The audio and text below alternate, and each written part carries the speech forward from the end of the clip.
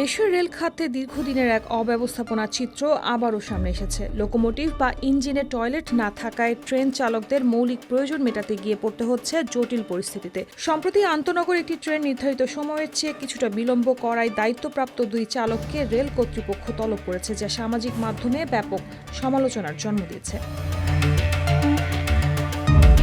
জানা গেছে, রেল চালকদের ইঞ্জিনে দীর্ঘক্ষণ দায়িত্ব পালনকালে কোনো টয়লেট সুবিধা না থাকায় তারা বাধ্য হয়ে স্টেশনে ট্রেন দাঁড় করিয়ে ওয়াশরুমে যান। এর ফলে একটি ট্রেন প্রায় ২১ মিনিট বিলম্বিত হয়।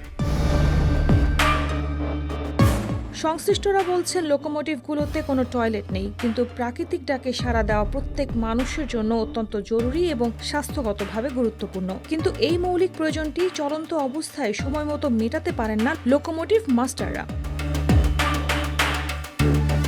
বিশেষজ্ঞরা মনে করছেন, এই ঘটনা শুধু একটি ট্রেন বিলম্ব নয়, বরং তার রেল কর্মীদের প্রতি দীর্ঘদিনের অবহেলার প্রতিচ্ছবি। ট্রেন চালকেরা এমনিতেই চাপপূর্ণ দায়িত্ব পালন করেন, তার ওপর মৌলিক মানবিক চাহিদা পূরণের উপায় না থাকায় তারা শারীরিক ও মানসিকভাবে ক্ষতিগ্রস্ত হচ্ছেন। যোগাযোগ বিশেষজ্ঞরা বলছেন, এই ধরনের পরিস্থিতি শুধু ট্রেন চালকদের নিরাপত্তা নয়, পুরো রেল পরিচালনার নিরাপত্তাকেও হুমকির মুখে ফেলে। ভবিষ্যতে ইঞ্জিন আমদানির ক্ষেত্রে টয়লেট সুবিধা থাকা বাধ্যতামূলক করতে হবে।